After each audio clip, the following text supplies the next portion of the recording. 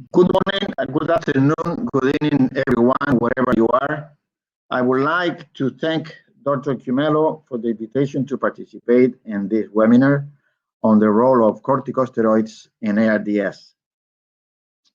While corticosteroids are very strong anti-inflammatory drugs by means of effects on multiple signaling pathways, they switch off genes that are involved in the release of inflammatory mediators, and they switch on genes that encode anti-inflammatory proteins.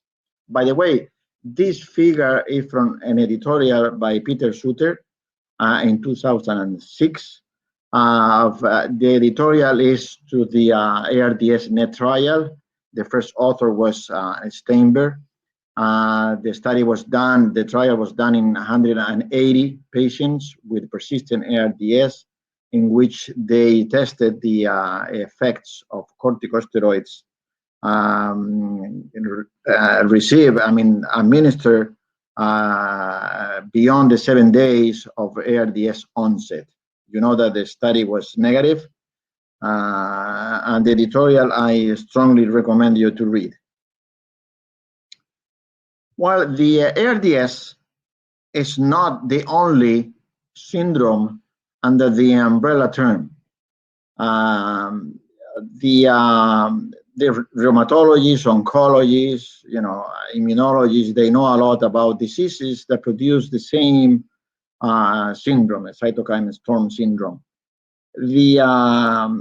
This syndrome is characterized by an excessive release of cytokines due to an uncontrolled immune activation. Historically, glucocorticoids were the cornerstone of treatment of these cytokine storm syndromes to reduce disease severity. So according to the experts, Meduri is always the first author, the senior author, Umberto Meduri. The determinant for the clinical efficacy, or to understand the clinical efficacy of corticosteroids in ARDS, include timing of initiation. It seems that earlier is better than late.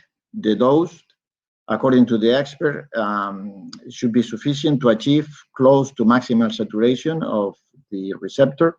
In case of methylprednisolone, it's about 80 to 100 milligrams per day. In case of dexamethasone, it's 20 milligrams.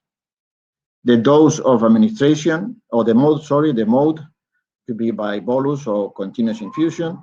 The duration of exposure, it seems that it's no concern about to increase the doses or to give it for a longer period of time. And the dose tapering, that is the gradual de-escalation to avoid inflammation rebound. And this is very questionable in the case of ARDS. At the beginning of the pandemic, of the COVID-19 pandemic, Umberto Meduri and myself, with the help of others, we review the 10 randomized controlled trials in ARDS without COVID that were from 8 countries, including more than 1,000 patients that were randomized before the day 14. We did that with the purpose of indicate corticosteroids because of the chaotic situation in the world of increasing of excessive number of deaths in patients admitted in the ICU. So the revision, the analysis of these 10 randomized controlled trials conclude that the corticosteroid was beneficial and decreased mortality. The idea was to convince people that to give corticosteroids to patients with COVID-19 admitted in the ICU. Using a different methodology, Arul Kumaran and co-workers published this paper in intensive care medicine last year, in which they include not only almost the same trials that we study earlier, but even the recovery trial. You can see from this table, so it's very difficult to compare all these trials because many of them has less than 100 patients. The definition they use for the ARDS is different. The number of patients is different. The time of initiation, the dose, the treatment of corticosteroids is different. The drug is different, or using methylprednisolone or hydrocortisone or dexamethasone. And the risk ratio for death is different as well, because the outcome, the primary outcome was different. Sometimes 28-day mortality, 38-day mortality, ICU mortality, hospital mortality, 60, 90-day mortality, 180-day mortality. So it's very difficult to compare. However, I would like to share with you these results. This is from our study that was submitted to the journal in 2019, was published the first week of February 2020, and talking about the DEXA-ARDS trial. This is patients without COVID, because this is before the pandemic, and in which we evaluate the effects of dexamethasone given 20 milligrams during 5 days, followed by 10 milligrams for another 5 days, a total of 10 days. And we evaluate the effects on 60-day all-cause mortality. And we found out that the dexamethasone was associated with an absolute decrease of 15% mortality rate. And the major effect was seen on infection, in pneumonia and in sepsis.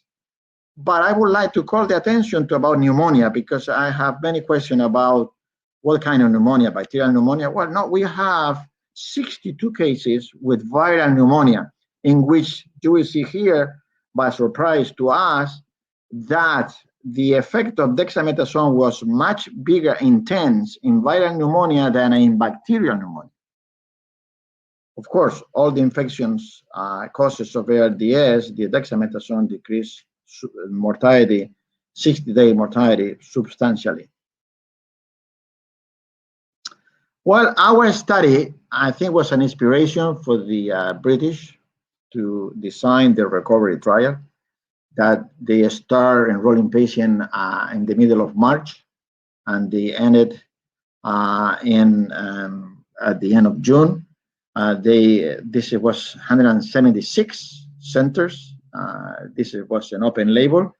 The dosage was different than ours, so they gave 60 milligrams per day during 10 days, exactly the same days as we did it.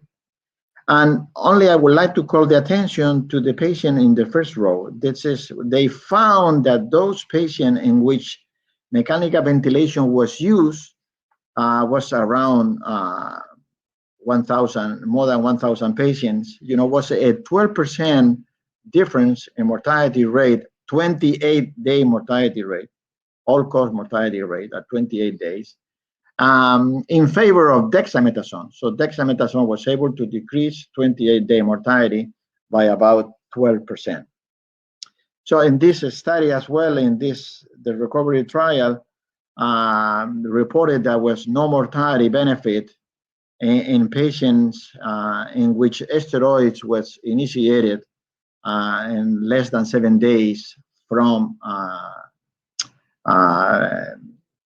symptoms onset. Okay, so since we don't have, it's important to remember that we don't have, because the authors, they didn't report it, the number of patients with ARDS who were mechanically ventilated, because here will be patients with and without ARDS. But at least you know that the dexamethasone was able to decrease substantially the mortality rate. So this is not a slide to read. This is just to represent, to call the attention that after the press release of the results of the recovery trial, all the studies, the randomized controlled trials in the world were stopped.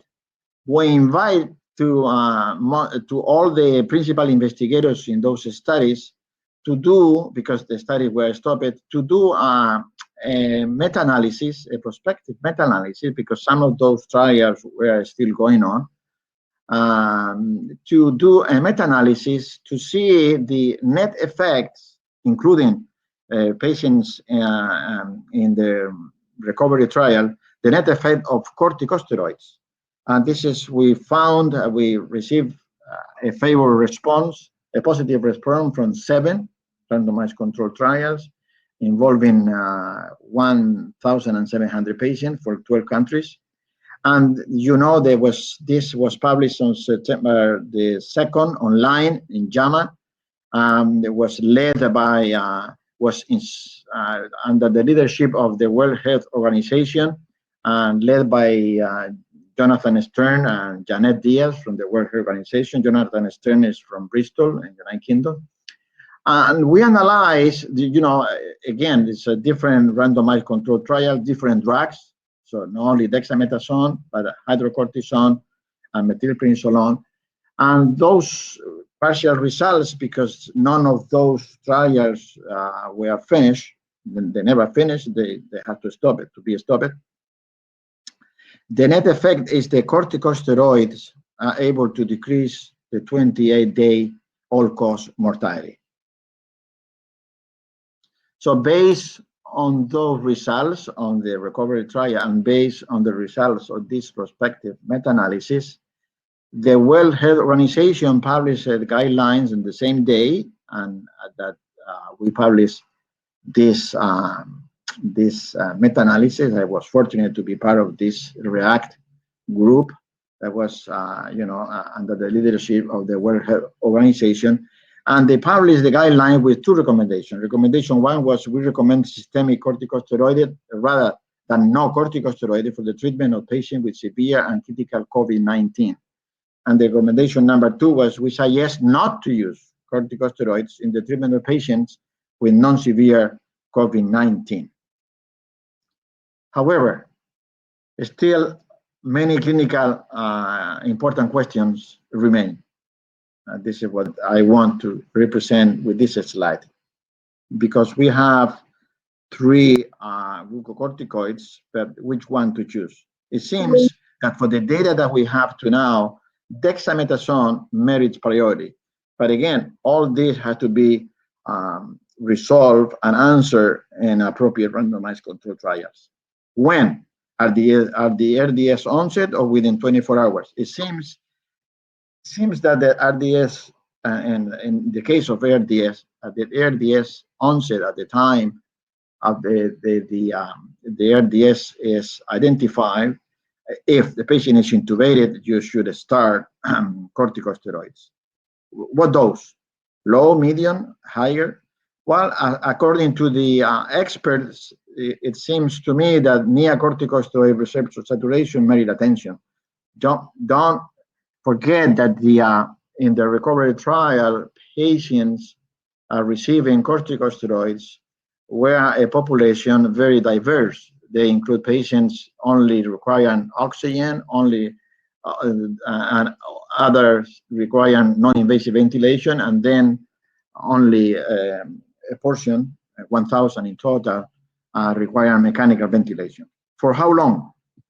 Well, it looks like we, in the DEXA trial, we expose patients for, we treat patients for 10 days with dexamethasone. The recovery trial has the beneficial effect with 10 days, but it seems that the 10 days merit priority in those randomized controlled trials. Almost to the end, I would like to present to you 2 recent observational studies that have been published in this year, 2021. One is from United States, Villar et al. From Michigan, in 8 hospitals. They studied 615 patients receiving corticosteroids.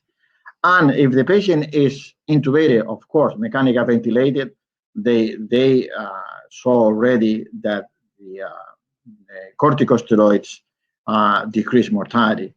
But in the absence of intubation, if the patient is in the hospital at 72 hours, you should start dexamethasone. Sorry, corticosteroids, okay? Because it's where the mortality rate decreased substantially. The other study is by Monedero et al. And colleagues from Spain. They studied 882 patients, and they found that the early administration of corticosteroids associated with the lower mortality in the ICU. So now, at the moment, there are 3 randomized controlled trials, at least there are more, but I present you 3. One is the COVID steroids, the other one is dexarifine and the Medeas. They are addressing the dose, duration, type of corticosteroids, and dose tapering. In the first case, COVID steroids, they are including patients with COVID-19 and severe hypoxia. The dexarifine that I coordinate in Spain, I am studying patients with acute hypoxemic respiratory failure caused by infections, including COVID. And in the Medeas, they are studying the effects of methylprednisolone versus dexamethasone in pneumonia from COVID-19. So the concluding remarks of my talk today is that we have a strong evidence, I think, that corticosteroids can reduce the risk of death in patients with ARDS. This is based on the DEXA trial, mostly, but as well on the meta-analysis. And then we have a strong evidence that corticosteroids can reduce the risk of death in patients with non-ARDS acute hypoxemic respiratory failure. Basically, this is based on the recovery trial, the DEXA, prospective meta-analysis, and the other recent meta-analysis. Now, what is the takeaways? We don't have a strong evidence for when to initiate and for how long to use corticosteroids in ARDS. I assume that very soon we'll have some answers to this question. And whether dexamethasone is the corticosteroid of choice in ARDS merit further studies. So I would like to thank the opportunity for summarizing to you the knowledge about corticosteroids in ARDS. Thank you very much.